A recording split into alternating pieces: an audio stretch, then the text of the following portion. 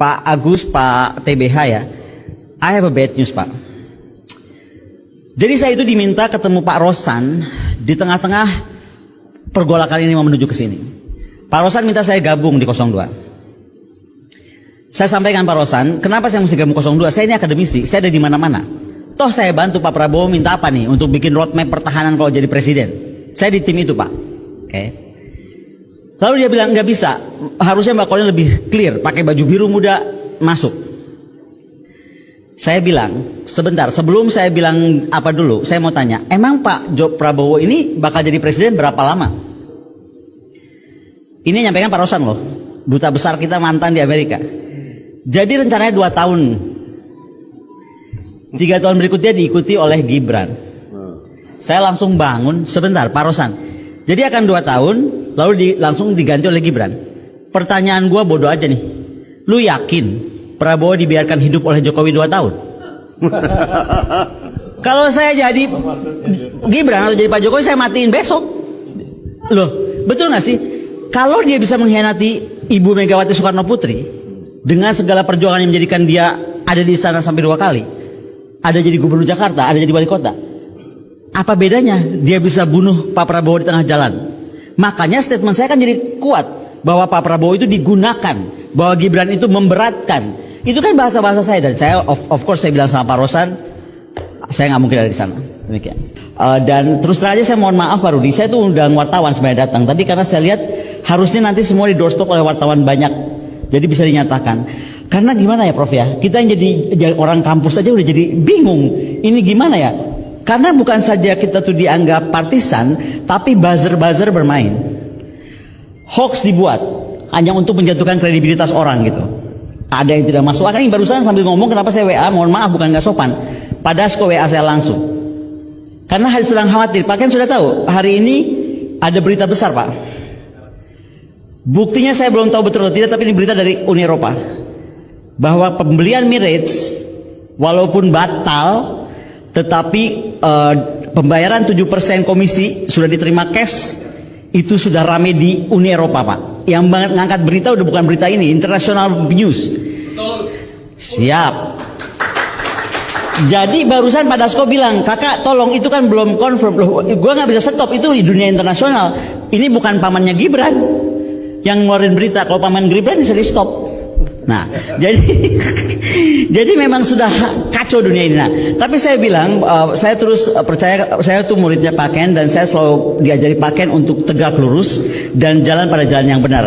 Karena ketika kita dihujat, kita diintimidasi, kalau kita tetap yakin, pasti akan Tuhan menunjukkan jalan dengan cara. Pasti nggak ada yang tahu seorang Konira Kunini Bakri bisa diintimidasi kan Pak Ken? Oh saya mesti cerita, ini mohon maaf, ini bukan curhat.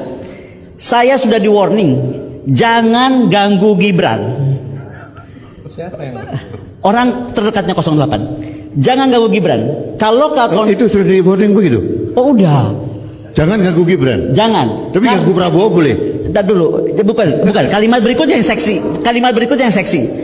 Karena kalau Jokowi sebagai orang Solo punya kris sepanjang sejengkal, Gibran krisnya 2 jengkal. Saya sampai kaget loh, 3 kali diulang. Wah, saya bilang ini pasti ada sesuatu gitu. Makanya menurut saya ya saya sih cuma siapkan mental aja. Berarti kan ancaman itu mengikuti apa yang saya ucapkan. Apalagi ketika di istana saya menyatakan kalau Pak Mahfud mundur, harusnya Pak Jokowi berjiwa ksatria untuk juga turun dari jabatan presiden. Jadi menurut saya kita nggak usah berpanjang-panjang. 3 hari sebelum Pilpres ini, mungkin kalau nggak mau dicuti, ya memang harus dimakzulkan. Mau diapain lagi? Saya ingin menyampaikan pada teman-teman yang di luar ruangan ini, yang masih punya rasa takut.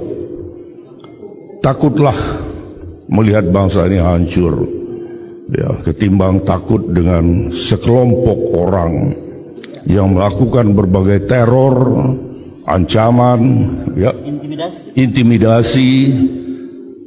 Kalau saya diintimidasi, saya diteror, semakin marah. Dan saya semakin galak kalau saya diteror. Apalagi diancam. Diteror aja gue galak, apalagi kalau diancam begini, siapa lu? Kan gitu. Itulah mungkin dia bisa saya tambah. Mas. Justru dalam forum ini, mudah-mudahan nanti kalau diekspos oleh media, bisa dibaca oleh Kapolri, kalau berita ini tidak benar, supaya dikonter, diluruskan. Tapi kalau berita ini benar, mbok ya malu gitu loh. Dan ditarik ini perintah ini. Berita apa, Mas? Ya, ini sudah beredar, ada penekanan Kapolri kepada Dirbinmas seluruh Indonesia. Yang pertama, ini di semua grup WhatsApp udah beredar ini ya. Bahwa saya mau dipanggil besok oleh Barreskrim, saya siap. Jam berapa, di mana, saya akan siap ya. Satu, kerahkan fungsi Binmas Polri sebagai instrumen pemenang pemilu. Dua, door-to-door system oleh Babin Kamtibmas tidak dapat digunakan lagi karena modus sudah diketahui masyarakat. Tiga, kerahkan para dai Kamtibmas untuk memanfaatkan sarana ibadah sebagai wadah pengelolaan dan pemastian suara untuk paslon 2 dalam tempo 2 minggu ke depan. Ini dari ada lagi, oke. Yang keempat, mengontrol para dai Kamtibmas dengan menyediakan masing-masing satu perangkat HP baru dengan nomor SIM card luar negeri dan modem mobile internet. Yang keempat, meminta bantuan dana dari para pengusaha BUJP dalam kurung Badan Usaha Jasa Pengamanan yang merupakan koleha Direktorat Binmas masing-masing wilayah, disertai dengan foto ini. Kalau memang ini hoax, saya minta Kapolri memberikan klarifikasi, ya, karena siapa tahu pertemuannya tidak, tapi ada perintah melalui tangan-tangan yang lain, tangan-tangan kotor tentunya. Dan ini bisa saya pertanggungjawabkan karena saya memperoleh ini di banyak grup WhatsApp. Jadi bukan saya yang ngarang gitu. Tapi kalau saya mau dipanggil oleh Barreskrim Polri atau oleh Kapolri, saya siap. Terima kasih. Oke. Untuk tetap menjaga kesetiaan kepada bangsa ini. Tadi ketika Pak Yos membacakan poin Kapolri entah benar entah salah itu, saya teringat beberapa hari yang lalu ini saya selalu dihubungi bintang 1, bintang 2 polisi. Saya tuh jarang ngajar di polisi, Pak, karena saya ngajarnya di Sesko kan. Tapi di Sesko tuh selalu ada polisi. Di Sesko AL, AD, AO. Mantan murid saya ini sekarang udah pada bintang-bintang minta ketemu. Kalimatnya sederhana, Pak Ken. Mereka marah karena contoh waktu presiden datang dengan dia dihadang oleh PDIP kalau nggak salah ya, apa namanya yang bawa banners itu loh semua. Oh, Gunung Kidul. Ya, Gunung Kidul. Gunung Kidul, oke. Oh, bukan Gunung Kidul, yang kedua, yang pertama, yang akhirnya Bu Giriana mengeluarkan tanda 2 itu. Solo Tigo. Solo Tigo ya. Iya, Solo Tigo. Itu yang polisi yang menemui saya bilang, saya nggak sebut namanya, dia bintang 2 sekarang. Dia bilang itu saya marah karena setelah itu diganti Kapolresnya. Diganti Kapolres? Diganti dengan ucapan mulai hari ini tidak boleh lagi ada, dan jadi pelajaran nggak boleh lagi ada kunjungan presiden atau 02 lalu didatangi atau disambut oleh paslon lain. Jadi dia nggak sebut 01, 03 tapi tidak boleh. Jadi banyak yang mereka juga marah sebenarnya, tidak tahu mesti berbuat apa.